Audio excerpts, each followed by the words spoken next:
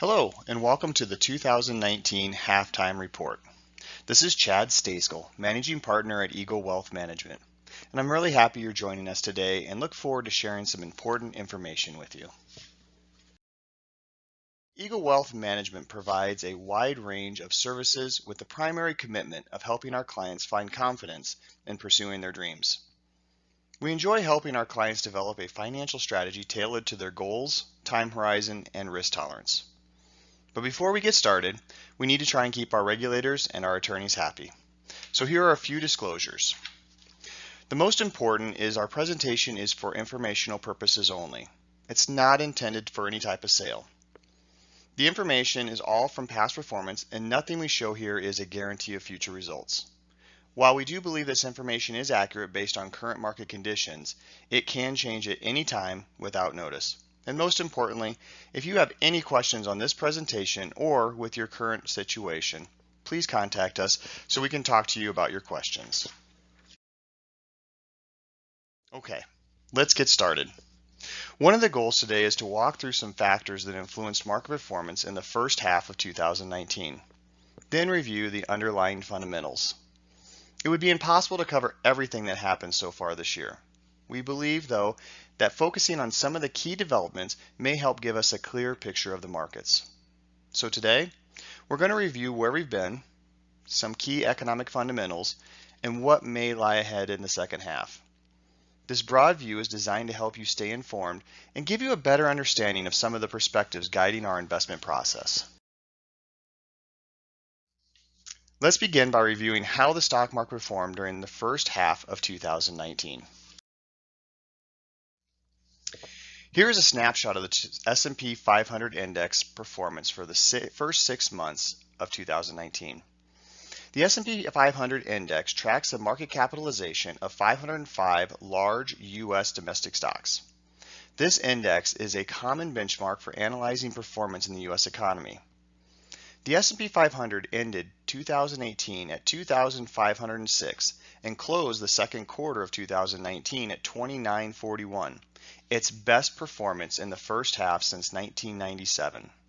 Remember, at the beginning of 2019, we were coming off the worst December for the S&P 500 since 1931. By the end of January, however, the S&P 500 had gained nearly 8% as well as it experienced its best January in more than 30 years. And by the end of the second quarter, the S&P 500 was up more than 17% for the year. Let's look at some of the key events that affected stock performance in the first half. And as we review these milestones, keep in mind the first half performance was exceptional, and past performance does not guarantee future results. The return and principal values of stock prices will fluctuate as market conditions change, and shares, when sold, may be worth more or less than their original cost. So, looking at January, part of the rebound occurred thanks to a change in the Federal Reserve's view of interest rates. Throughout the month, Fed officials indicated they were approaching any decision on interest rates with caution and patience. Following its two-day meeting that ended on January 30th, the Fed announced no change in interest rates. The S&P 500 responded positively with this news. Then in February, apparent progress in trade talks between the U.S. and China contributed to the market's momentum. On February 24th, President Trump announced the U.S. would pause new tariffs, which were set to go in effect on March 1st. By the end of March, the S&P 500 had gained 13.1%, the best first quarter performance since 1998. On April 30th, the S&P ended the day at 2945, its highest closing level to date. Fast forward to May, trade tensions began to increase again. On May 10th, the U.S. more than doubled import taxes on $200 billion of Chinese goods. 3 days later, China responded by increasing tariffs on U.S. goods. By month's end, new tariffs on Mexico also had become a possibility. The month of May ended up being the worst month of the year for the index. But news the Federal Reserve was considering an interest rate cut in 2019 helped push the S&P 500 to a new record high on June 20th. Trade talk and the Federal Reserve are expected to dominate headlines for the rest of the year.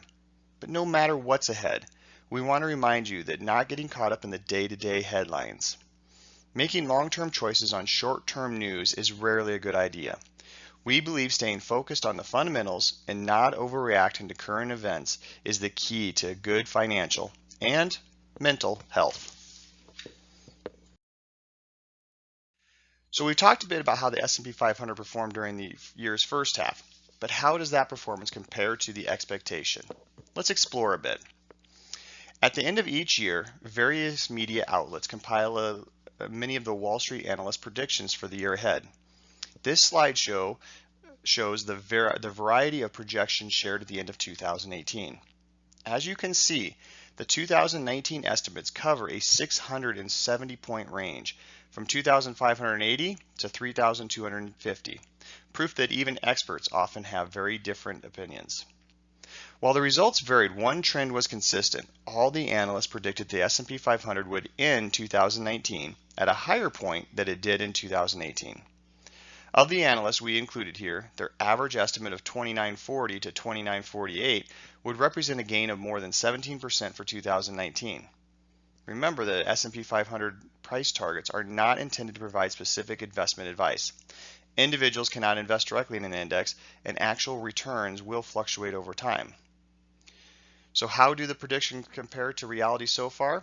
As we mentioned in the previous slide, the S&P 500 finished the first half of the year at 2,941. We're going to walk through some of the driving forces from Q1 and Q2 and revisit these numbers later in the presentation. Now let's look at some of the economic and financial indicators to help understand how we got here.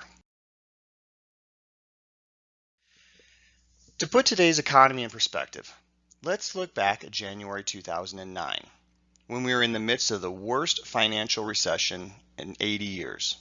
Here, you can see 20 speedometers representing 20 financial indicators. From corporate profits to tax policy, 16 of the 20 indicators are red or yellow, which correlates to negative or weakening numbers. Let's remember some of what happened at this time. Mortgage lenders Fannie Mae and Freddie Mac were struggling. Congress had passed legislation to bail out a failing American car manufacturers. And while the market's low points was still a couple months ahead, Americans feared that the country's economic system may not recover. Let's fast forward to January 2019. 15 of the 20 financial indicators reported positive or strengthening numbers. Those appear in green. But you can see that 5 indicators still had neutral or negative impact on financial markets. In particular, the political environment and geopolitical risk were in the red.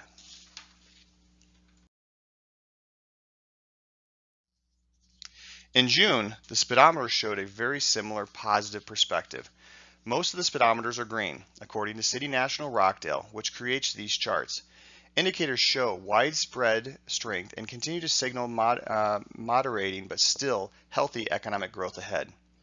It's important to remember that many financial and economic indicators are updated monthly, so some of these speedometers may change in the months ahead. One detail to notice is the same number of speedometers are green, yellow, and red as they were in January of this year. However, which ones are yellow have changed somewhat. At the beginning of the year, housing, mortgages, and monetary policy seemed to be a more neutral effect on the market. By June, however, both indicators were back to green. However, corporate profit growth, yield curve, and international economic outlook were causing some concern. Both the political environment and geopolitical risk stayed in the red. Now, let's dive into some forecasts for the second half of the year. As you saw on the previous 2 slides, geopolitical risk continues to challenge market performance. One major contributor to this risk is ongoing tension with some of our biggest trading partners. The Trump administration believes the U.S. needs a more equitable trade agreement with China. As part of the push, the administration has added new tariffs on imports from China. In return, China has retaliated with its own tariffs. The trading relationship between the U.S. and China continues to evolve. Considering the U.S. and China trade more than $700 billion annually, investors are trying to figure out what is ahead for the 2 superpowers. China is not the only trade relationship the Trump administration is reevaluating. Late last year, the U.S., Mexico, and Canada signed a new trade proposal that would replace the North American Free Trade Agreement. Each country's legislation branch has to ratify the agreement before the new trade agreement can be implemented. The administration has also worked on trading relationships with other countries in recent months. The question some have been asking is, are trade tensions a short-term trend or a new long-term reality? And right now, there is no clear answer on that. Let's spend just a few minutes on the Federal Reserve and how its monetary policy can influence market performance. Let's start in 2015 when the Federal Reserve started to tighten monetary policy by raising short-term rates to 0.5% on December 15th. That was the first increase in more than 7 years. Moving to 2018, the Fed raised interest rates 4 more times in March, June, September, and December. By year's end, the benchmark federal funds rate was at 2.5%. Late last year, the financial markets had lost a bit of confidence in the Fed's decision making. In the fourth quarter of 2018, the S&P 500 had dropped by nearly 14% amid concerns of economic slowdown and a fear the Federal Reserve might be making a monetary policy mistake. In early January 2019, the Fed started giving signals that it would watch and see how the economy evolved and suggested it would ease the rate of interest rates if the economy falters. Wall Street cheered on the news and stocks roared higher in January. This chart shows the relationship between the changes in the S&P 500 and the 12-month forward earnings per share or earnings per share or EPS. As you can see, the two lines have generally moved in the same direction over the past decade. What does this chart suggest? Well, stock prices appear to move in step with corporate profits, which have been improving over the last 10 years. Here are a couple reminders. First, past performance does not guarantee future results. Over the next 10 years, the correlation between stock prices and corporate profits may look different. Second, individuals cannot invest directly in an index. And third, the return and principal value of stock prices will fluctuate as market conditions change, and shares when sold may be worth less than what they were at their original cost.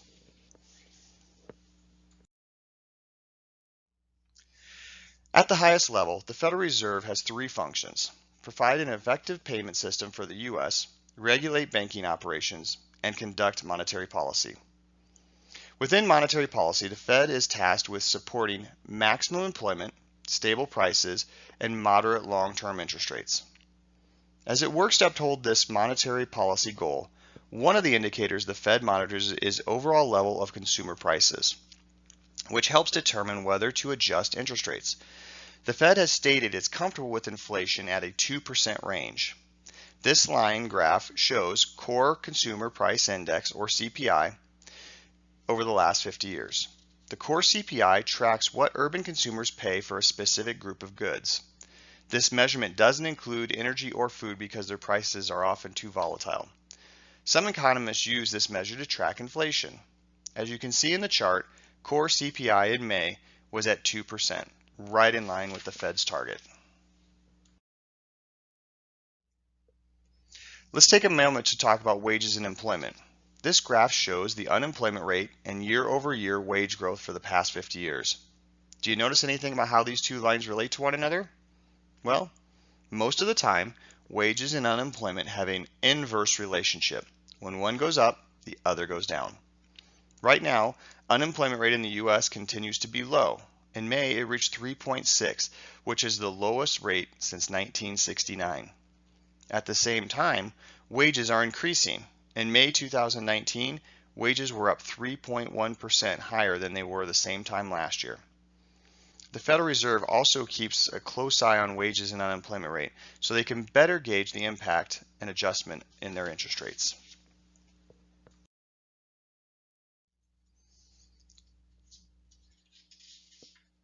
The University of Michigan Consumer Sentiment Index is one of the most widely used sources to help analysts get a grasp on how the average consumer feels about the economy.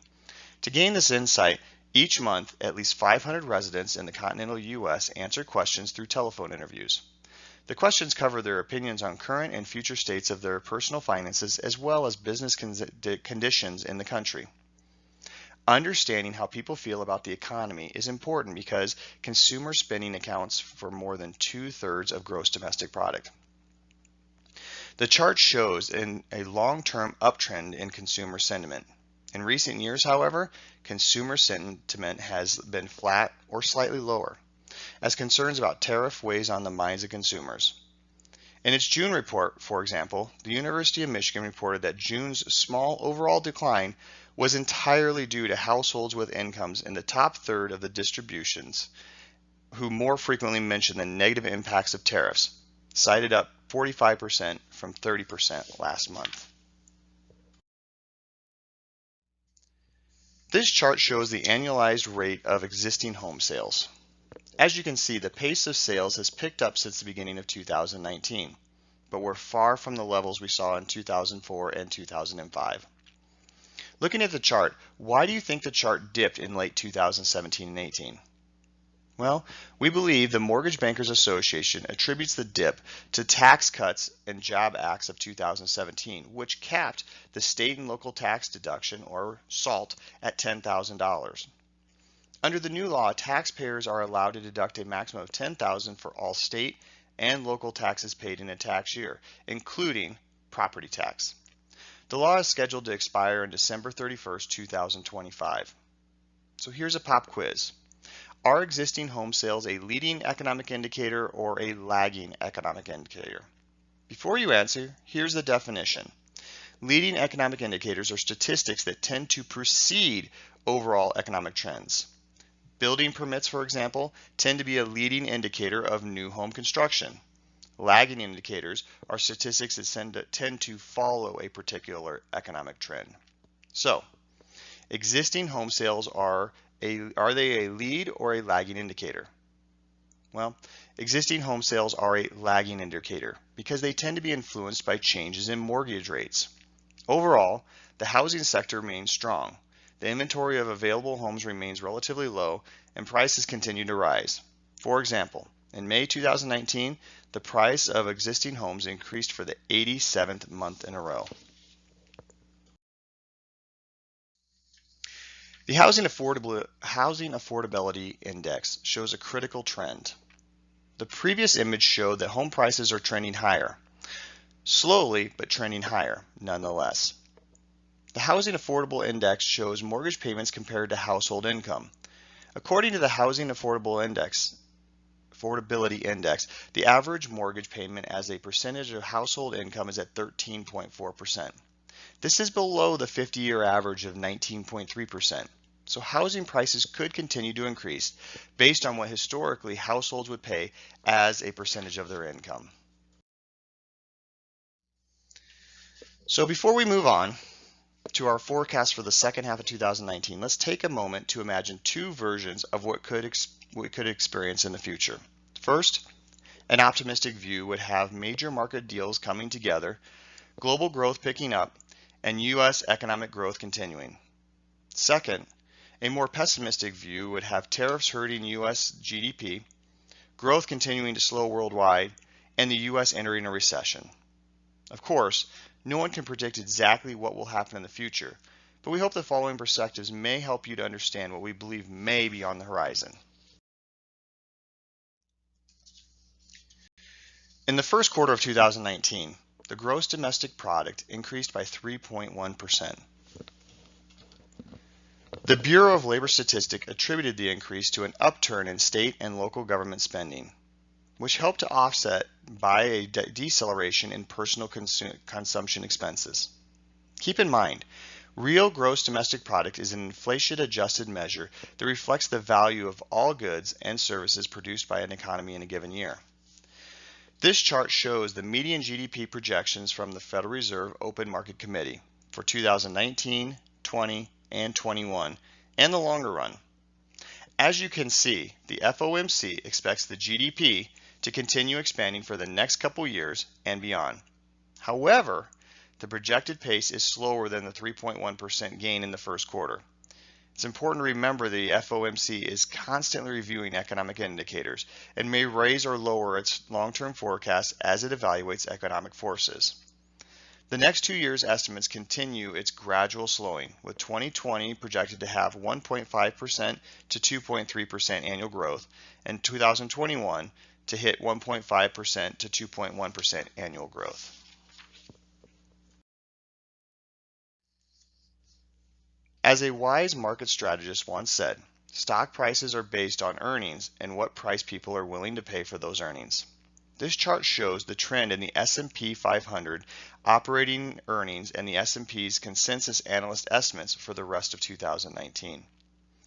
In the first quarter of 2019, the S&P 500 operating earnings consensus was 37.99. For the next 3 quarters, analysts are projecting higher earnings for the S&P 500. Will the market hit those numbers? Time will tell. But remember, history shows that market strategists tend to be optimistic with forecasts. If analysts see a change in economic conditions, they may raise or lower their forecasts for operating earnings. As we discussed earlier, the Fed is watching the economy as they assess whether to adjust interest rates. So, what could be ahead? Well, the Federal Reserve Open Market Committee is scheduled to meet 4 times in 2019: July, September, October, and December. Typically, if the Fed is going to make an adjustment to interest rates, they announce the change following one of those 2-day meetings.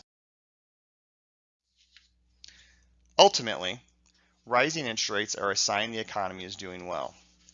The Federal Reserve will raise interest rates to help moderate economic growth. But what exactly happens when interest rates rise?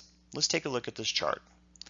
The dotted line represents a 5% yield on a 10-year Treasury note. If you look at the placement of those diamonds, you'll see that most of them cluster in the upper left and lower right quadrants. This pattern shows us that when rates are below 5%, equities tend to have a positive correlation with interest rate movements. But when rates are above 5%, equities tend to have a negative correlation with interest rate movements. One of the reasons we like to show this chart is that it highlights some of the in-depth research that Wall Street firms undertake when evaluating stock prices and interest rates. The firms have a tremendous amount of market data, which helps them take a critical view of the financial markets and provide the research to financial professionals, who in turn can pass it on to individuals who may need help managing their portfolios. Is this chart suggesting what's ahead for financial markets? No, but it's providing historical perspective about the relationship between interest rates and stock prices. But as we've explained before, past performance is not a guarantee of future results. Here's another relationship we like to help our clients understand. Bond prices and bond yields have an inverse relationship. In other words, when one goes up, the other goes down. After experiencing years of low interest rates, many investors may be surprised to see their bonds can lose money if sold prior to maturity. Bond fund values may decline during periods of rising interest rates, but a changing tide in the economy doesn't mean you have to abandon fixed income. Often, this movement is an important part of a well-balanced, diversified portfolio, which provides the income investors need. Keep in mind, there is no guarantee that a diversified portfolio will enhance overall returns or outperform a non-diversified portfolio. Diversification does not protect against market risk, but it can help manage some of the volatility. Tuning out political noise while managing your finances is not easy. However, investing wisely involves more than reaching to headlines that may discuss consumer sentiment or geopolitical developments. For investing opportunities, one approach is to stay focused on fundamentals, like a company's earnings or economic data. We've gone over a lot today. If you remember just one detail from our presentation, we hope it's this: emotions have no place in investing. Market corrections are a normal part of market cycles. This chart shows the intra-year lows each year going back to 1980. In red, with the annual returns in gray. Last year, we experienced a 20% intra-year drop, coupled with a 6% loss. This volatility was greater than average and represented the largest annual drop since 2008. So far this year, the markets are on a different trajectory in 2018. Volatility can be uncomfortable, but it is normal. In fact, Despite an average intra-year drop of 13.9%, the annual returns are positive for 29 out of 39 years. With that said, no market goes up forever, so managing your emotions during good times is just as important. Ultimately, taking a long-term view of the markets is important when you're trying to pursue your long-term goals. If you ever feel concerned or want to understand what's happening, lean on us for support. We're here for you, and we want to help make your financial life easier to understand. News outlets need to pull in viewers. They do this by turning minor events into breaking news headlines. This landmark research showed the S&P price performance between 2004 and 2014, as well as CNBC viewership over the same period. Do you see a correlation? Notice how viewership spiked as the stock market sold off. People tend to watch news during a time of crisis. On the other hand, viewership drops as market performance improves. So remember, this chart, the next time you see a talking head is presenting some bleak news about a current event. Drama may increase viewership, but markets have other drivers. We've talked about a lot of points today, and I'm sure there's some thoughts or questions you may have that have emerged. Please feel free to contact us at 541-330-0220 if you'd like to talk about any of this information or have specific questions regarding your situation. Thanks so much for your time today. We hope you enjoyed the information. This is Chad Stayskull with Eagle Wealth Management signing off.